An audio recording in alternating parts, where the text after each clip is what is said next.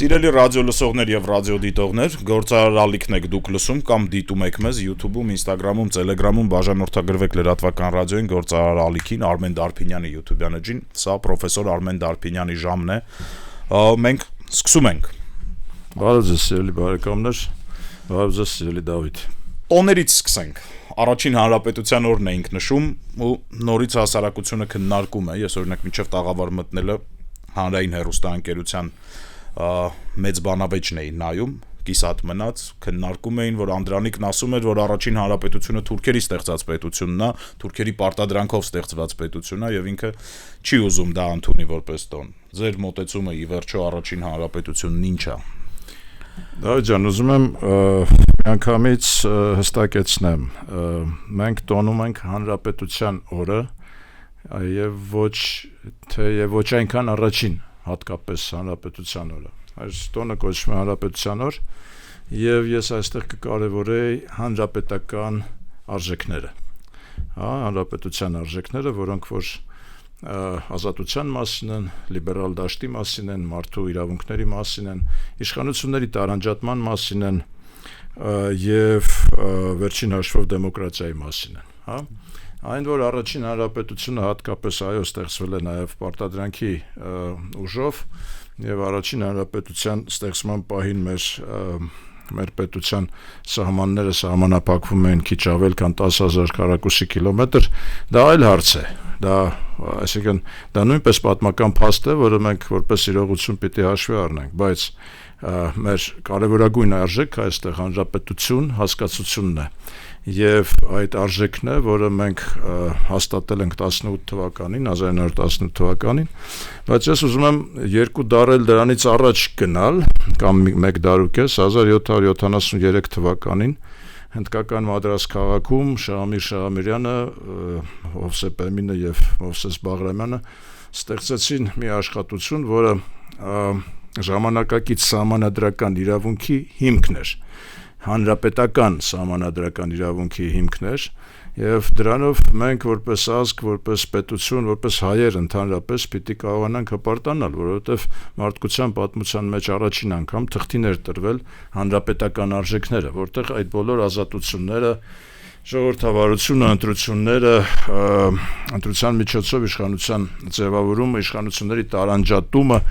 պատկերացնում եք այդ աշխատության մեջ անգամ կար դատական համակարգի կարգավորման մասին այնպիսի դրույթ, ինչպիսին է օրինակ դատավճիռները եւ դատական process-ը ընդհանրապես պիտի ընթանա գրավոր։ Ինչու գրավոր, մենք հիմա արդեն 21-րդ դարում եկել ենք վիդեոնկարահանումների դատական process-ների, որպեսզի դա լինի առավելագույնս հրապարակային, առավելագույնս արդար, բայց 1773 թվականին դեռևս ֆրանսիական հայտնի հեղափոխությունից առաջ հայերը հայկական պետության կազմավորման համար ստեղծել են սահմանադրական իրավունքի մի հրաշալի փաստաթուղթ, որը մեծ հաշվով նաև հիմք է հանդիսացել մեր առաջին հանրապետության, հիմք է հանդիսացել նաև մեր երրորդ հանրապետության, այսպես ասած, մեր անկախության ընդհանրապես 91 թվականի, 1991 թվականի արդեն անկախության պայմաններում ստեղծված հանրապետության։ Գիտեք, ես շատ ցավով եմ ընդունում, երբ մեզանում մեր հանրության մեջ եւ ուրեմն մեր կողմից այն ինչ որ մենք ներկայացնում ենք աշխարհին այդքան էլ գնահատված չէ այս մայիսի 28-ը որպես հանրապետության տոն վերջերս ես Վրաստանից մի լավ ընկեր ունեմ ինձ հյուրընկալվել էր եկել էր Հայաստան հենց այդ օրն էր մայիսի 28-ին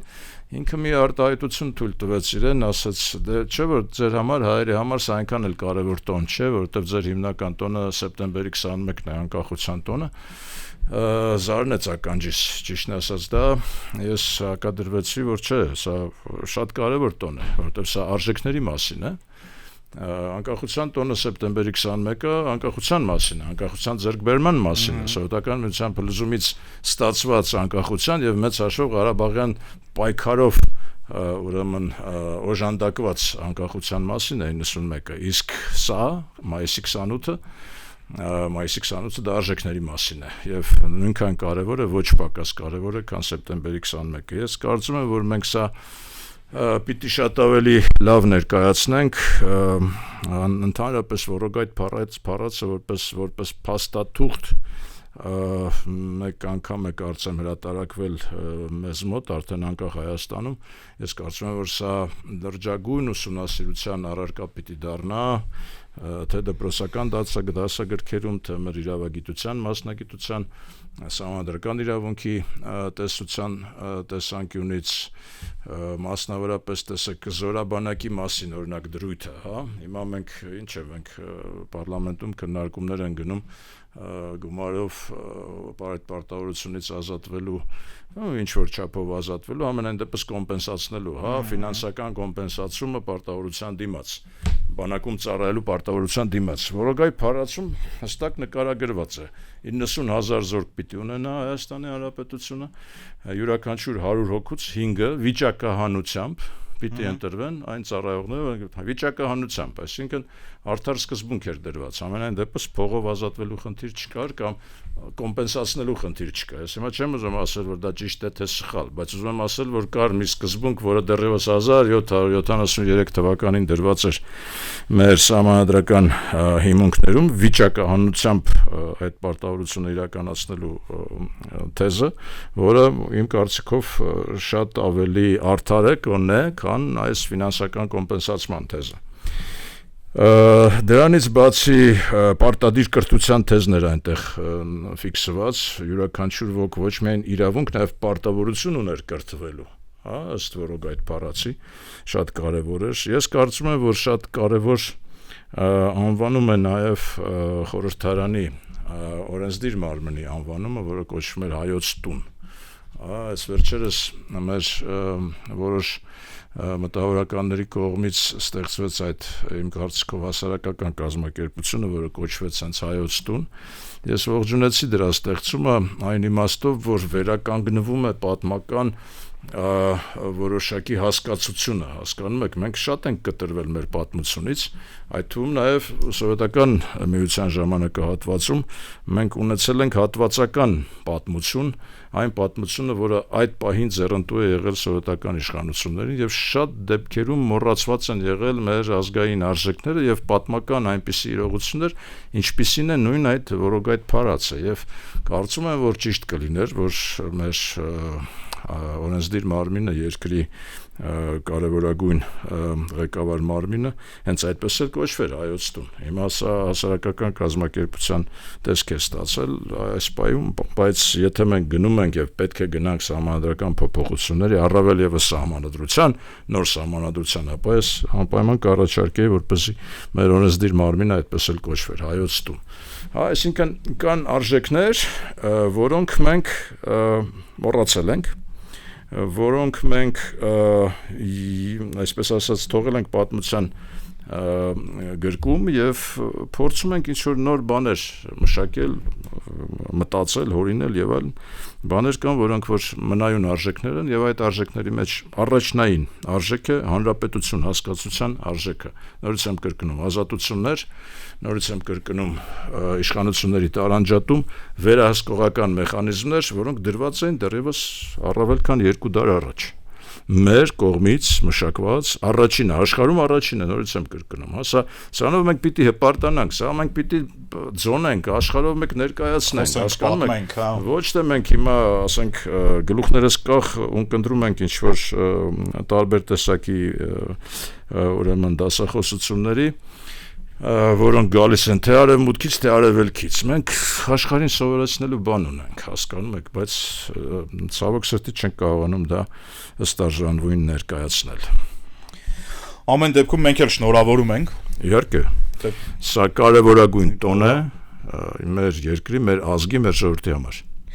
Պարոն Դարբինյան, քաղաքական դիալոգը, ներհասարակական եւ դիսկուրսը գնալով ավելի է ընկնում։ Մենք երկրի առաջին դեմքի մակարդակով քննարկում ենք անկողնային խոսակցություններ, ամեն ինչ սկսվեց մի քանի օր առաջ վարչապետ Փաշինյանի գրած ստատուսներից, վեճը Հայ առաքելական եկեղեցու եւ վարչապետի շարունակվում է։ Ես չէի ուզի մենք մանրանայինք այդ աստիճանի դետալների մեջ, որովհետև դրա մասին մեքսիկացիները եւ բրազիլացիները բազում սերիալներ ունեն նկարած, եթե ինչ-որ մեկին նմանատիպ թեմաները հետաքրքիր են, իրանք ամեն դեպքում կարան նայեն այդ սերիալները։ Բայց կա պետություն եւ եկեղեցի հարաբերություններ ու կարծես թե պետությունը, վարչապետը ուզում է մտնի եկեղեցական կյանքի մեջ եւ մենք ամսի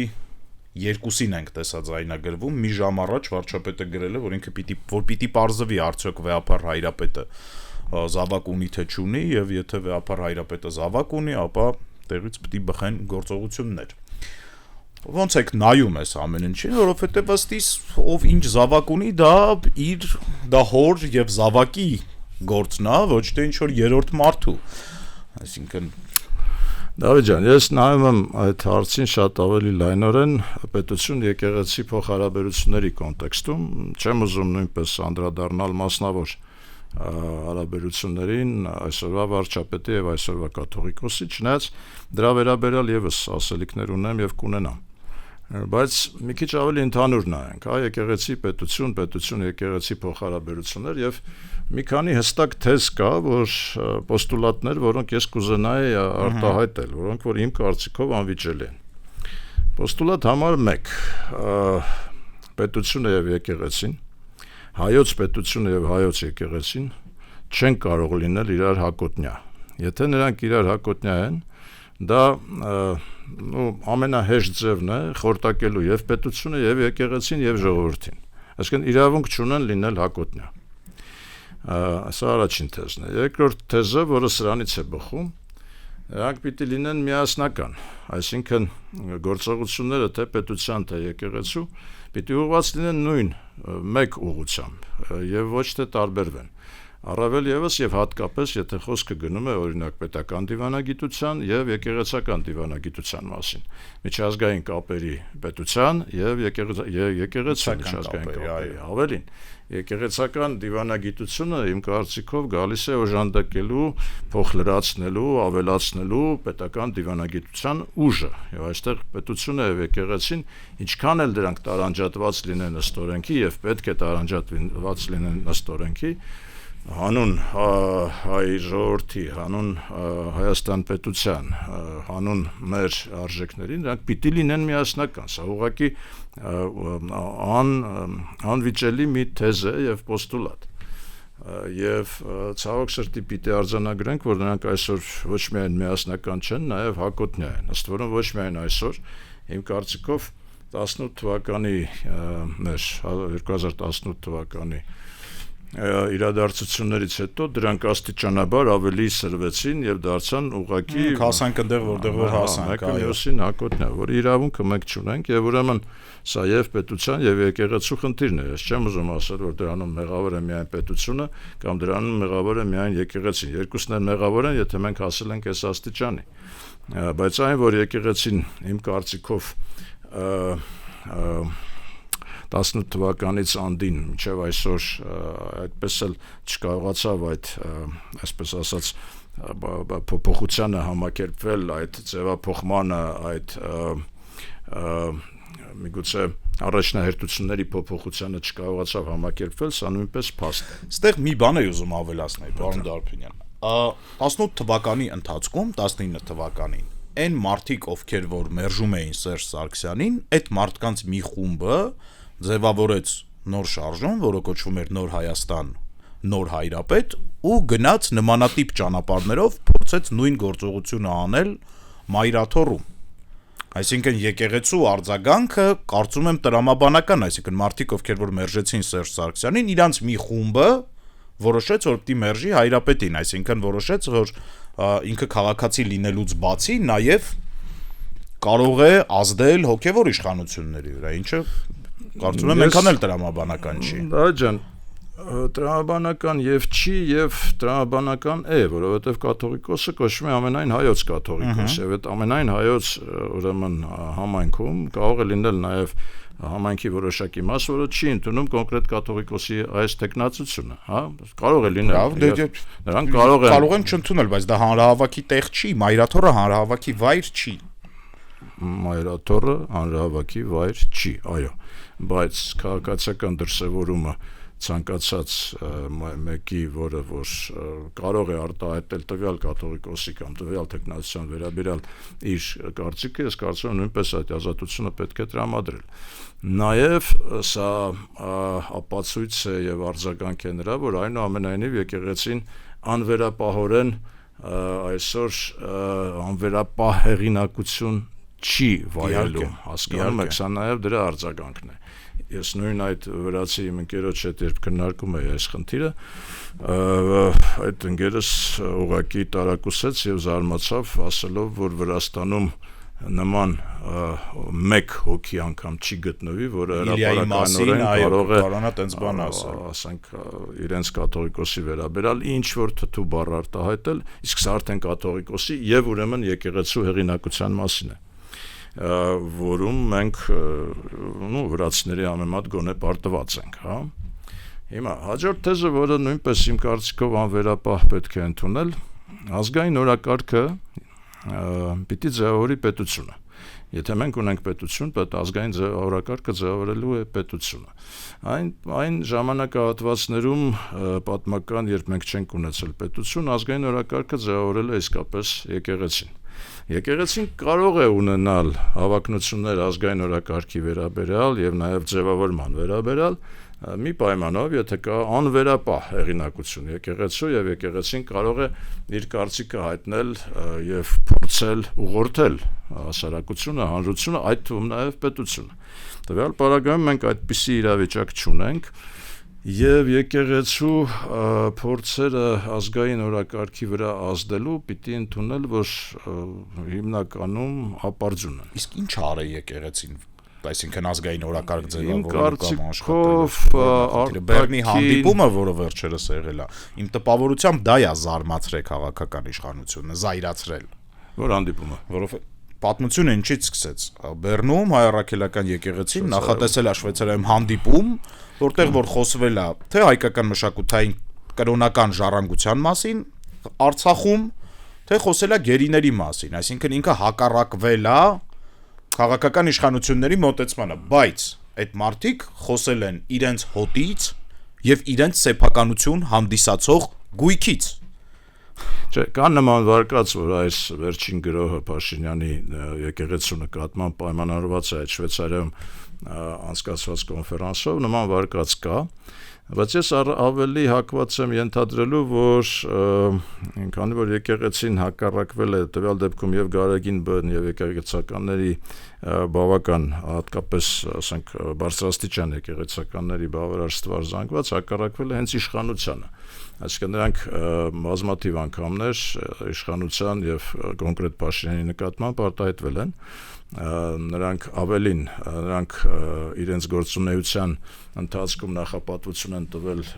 այլ քաղաքական թիմին եւ այլ քաղաքական թևին, այդ թվում նաեւ իմ կարծիքով արտաքին քաղաքական կողմնորոշման տեսանկյունից եկեղեցին միգուցե նաեւ քողարկված, բայց ինչ որ չափով եղել է միշտ պրոռուսական գծի ուղղվածության կողմնակից եւ միգուցե նաեւ հակառակվել է այս վերջին շրջանում հայաստանյան չասեմ հակառուսական, բայց այդ պրոռուսական գծից շեղվելու այդ ուղուն է իմ կարծիքով հակառակվել։ Այսինքն բանը հենքը եւ հիմնավորումը պետք է ավելի շատ փնտրել այստեղ, քան կոնկրետ Շվեյցարիայում անցկացվող այդ կոնֆերանսի մեջ, որտեղ կոնֆերանսը ես նույնպես ողջունում եմ, ավելին կոնֆերանսը իրականացվել է Շվեյցարիայի պարլամենտի կողմից համապատասխան հանձնաժողովի ձևավորման փաստի նաև առիթով, որտեղ Շվեյցարիայի խորհրդարանը, տեսեք, այնտեղ կա օրենսդիր մարմին եւ կա գործադիր մարմին։ Գործադիր մարմինը դեմ է, որպեսզի նա խառնվի ինչ որ չափով հայ-ադրբեջանական այս խնդիրների մեջ, բայց խորհրդարանը, պարլամենտը ձևավորել է մի հանձնախումբ, որը պիտի զբաղվի հայ-ադրբեջանական կարգավորմամբ Ղարաբաղի ուղղությամբ եւ զբաղվելու է այդ թվում նաեւ Ղարաբաղի մեր հայրենակիցների ոչ միայն յետ վերադարձին, այլ իրավունքների պաշտպանության հարցով, հա, այսինքն այդ կոնֆերանսը ոչ միայն ողջունելի է, նաեւ այո, իմ սրտից է, ձեր սրտից է եւ հայ ժողովրդի սրտից է։ Չեմ կարծում, որ այս վերջին գրոհը պայմանավորված է հենց այդ կոնֆերանսով։ Սա պայմանավորված է բավական երկար ժամանակ եկեղեցի պետություն հակամարտության, այսպես ասած, գոյությամբ, եւ միգուցե այդ կոնֆերանսն էլ վերջին կաթիլն է հանդիսացել։ Համենայն դեպս նորից կրկնեմ, որ ազգային օրակարգը պետության գոյության պարագայում պիտի ձևավորի պետությունը։ Պարոն Դարբինյան, քաղաքական որևէ ղեկավար կապ չունի ով է այսօրվանը, երեկվանը, վաղվանը, թե մյուս օրվանը, շատ փոքր մարդ չի, որ վեհապար հայր փոխի։ Այդպես շուտ մասշտաբների տրամաչափ կա, հա, այսինքն 30 տարեկան պետության ղեկավարը ոնց կարա 1700 տարվա ինստիտուտի ղեկավար որոշի, որ ինքը կարա փոխի։ Վերջո մենք խոսում ենք Գրիգոր Լուսավորչի գործը շարունակողների մասին, այդ գահը Լուսավորչի գահն է։ Իսկ այս մարդը լավագույն դեպքում ով է եղել Հայաստանի առաջի վարչապետը, անկախ, նոր անկախ Հայաստանի։ Այս նոր անկախ Հայաստանի Վազգեն Մանուկյանն է։ Այսինքն հասկանանք էլի Վազգեն Մանուկյանի աթոռին նստած մարդը ուզում է փոխի Գրիգոր Լուսավորչի աթոռին նստած մարդուն։ Շուտ այդ չափերի դրամաչափերի տարբերություն կա։ Այստեղ ես ուզում եմ ասել հետևյալը. պետությունը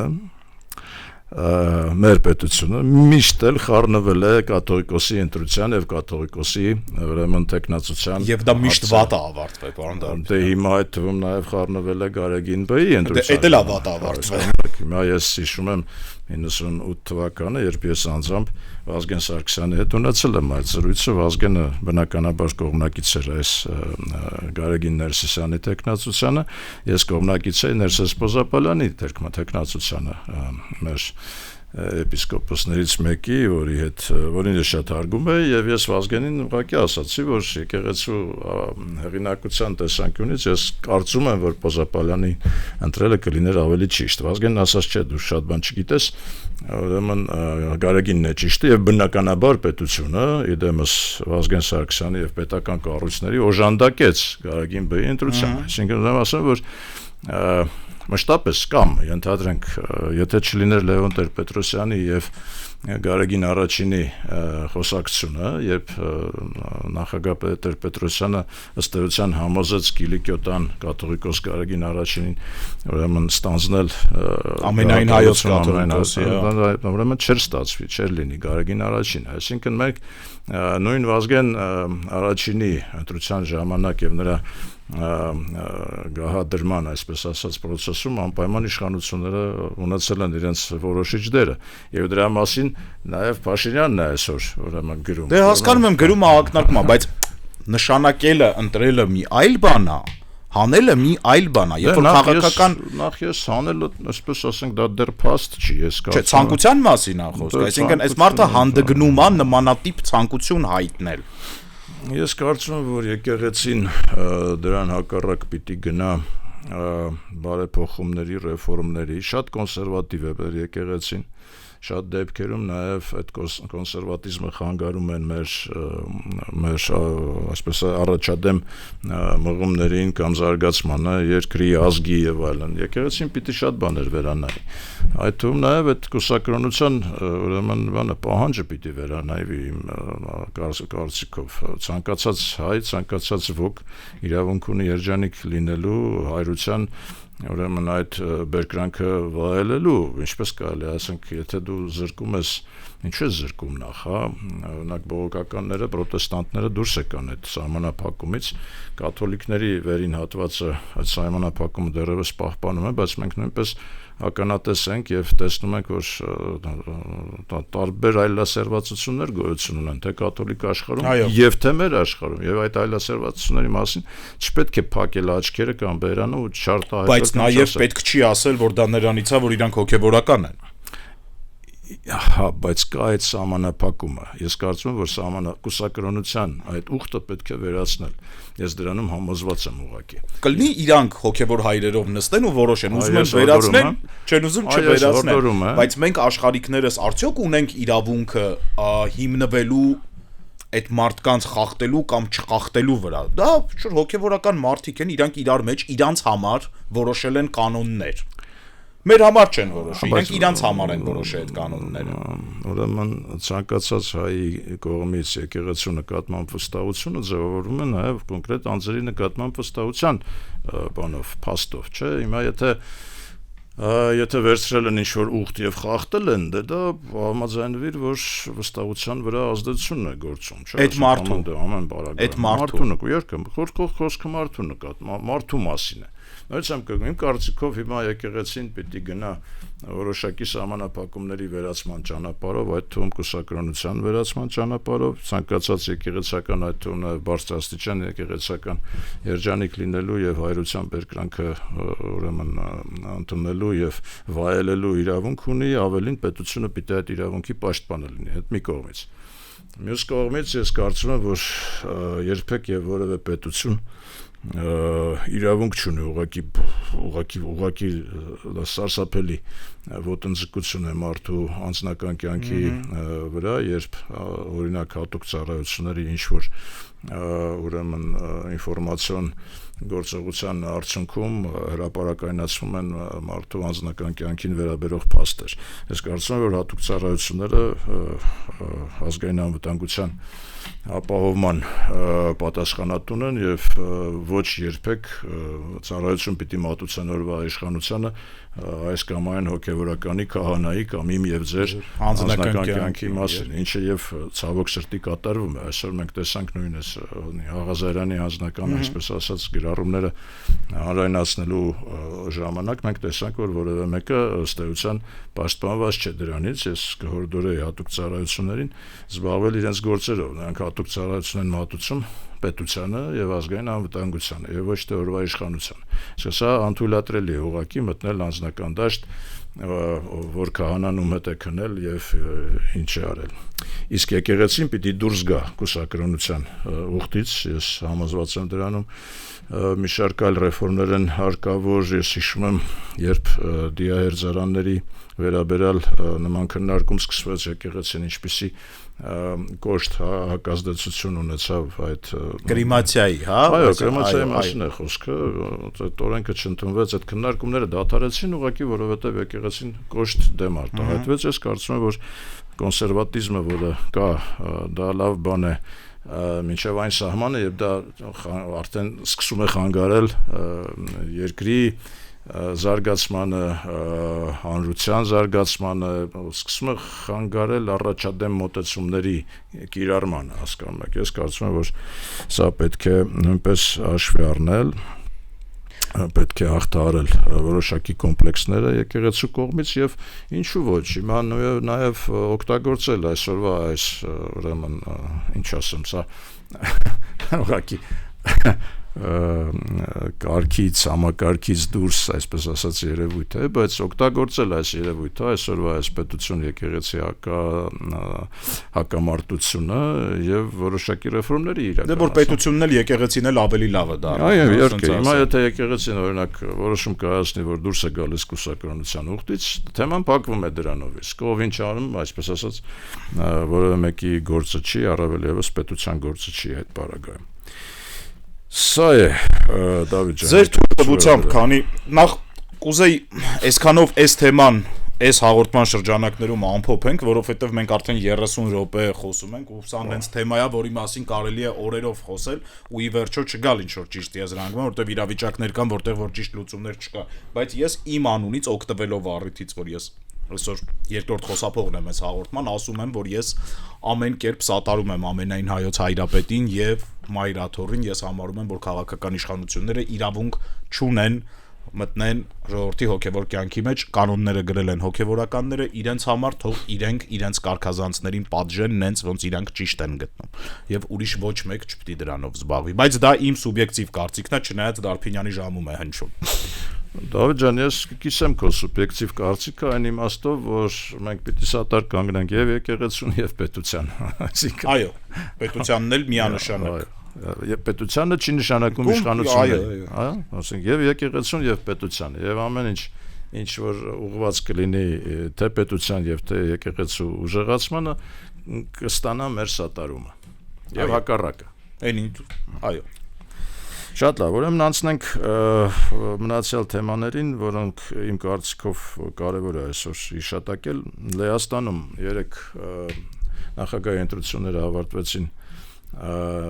կոնսերվատոր, այսպես ասած, պահպանողական ուժերի հերթական հաղթանակով Եվրոպայում, ընտրվեց նախագահը, որը եվրոպական ինտեգրման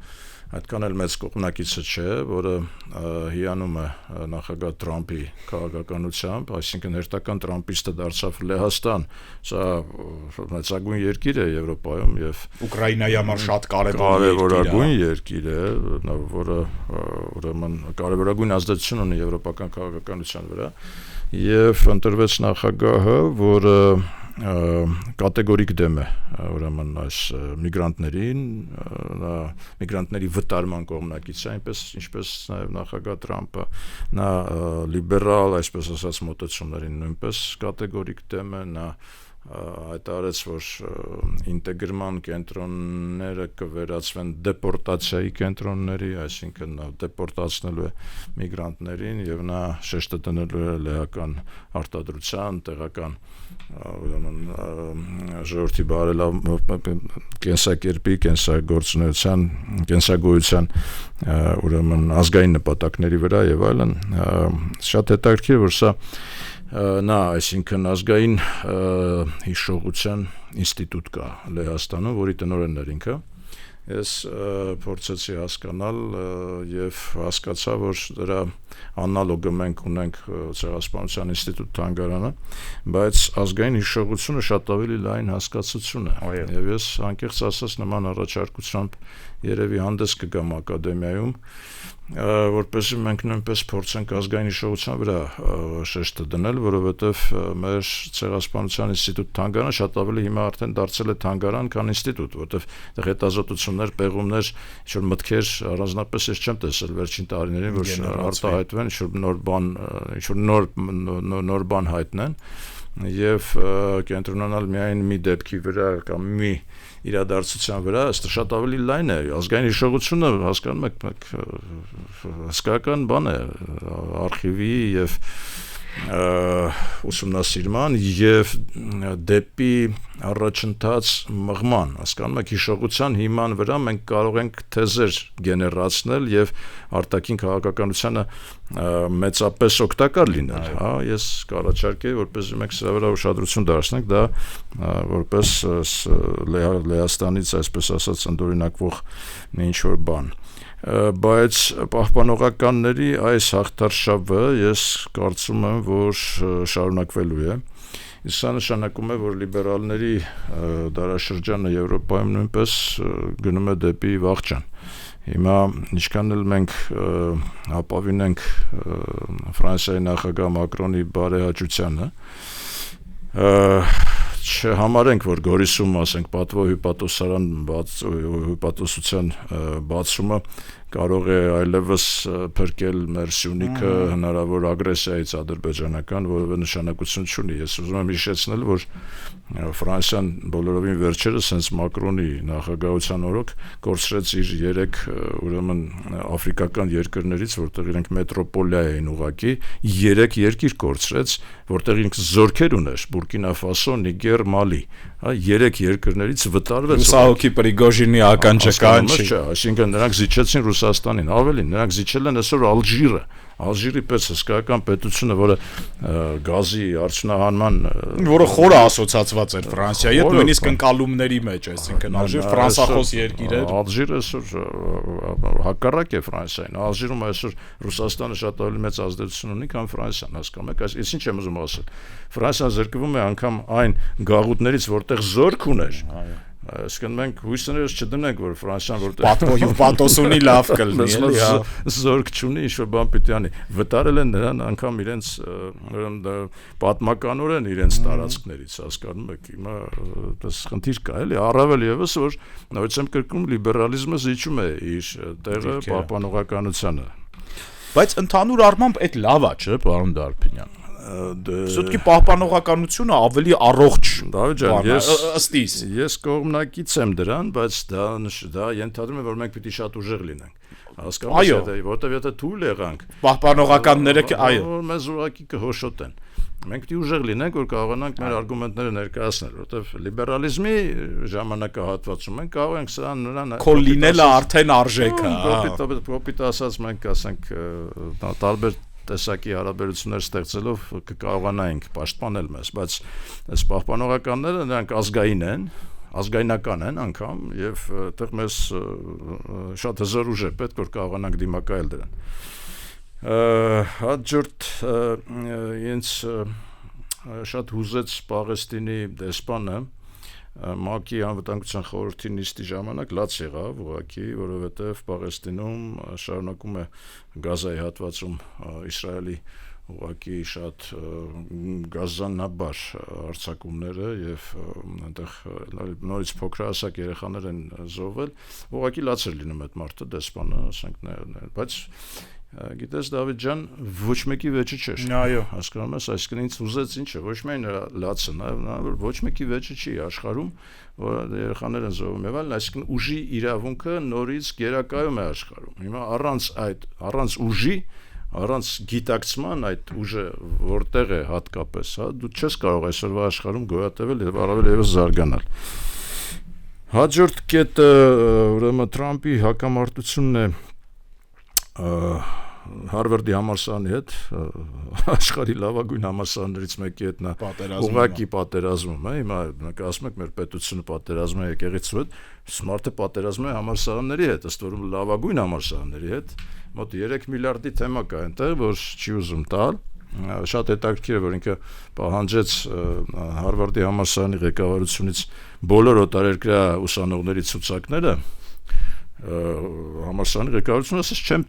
չեմ տալիս Սա ասեց ձեր օտարերկրյա ուսանողները 31% են կազմում, պիտի իջացնեք 15, համալսարանի ղեկավարությունը ասում է չեմ իջացնում, ես կընդունեմ նրան, գտնում եմ նպատակահարմար, համալսարանների անկախության մասին է խոսքը, ակադեմիական անկախությունը, բայց ինչն է հետաքրքիր, Թրամփը որոշում է կայացրել այն 3 միլիարդ դոլարը, որ պիտի տար Հարվարդի համալսարանին, որ տա իր ուրեմն միջին մասնագիտական կրթությանը, որովհետև բանվոր դասակարգը, այսինքն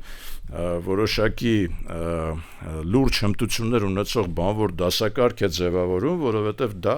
ի նպաստ է արդյունաբերությանը եւ տնտեսությանը։ Ես նորից զուգահեռ տանել մեր իրավիճակի հետ, երբ մենք բոլոր այդ միջին մասնագիտական կառույցները ըստ էության ջախջախեցինք եւ գրեթե յուրաքանչյուր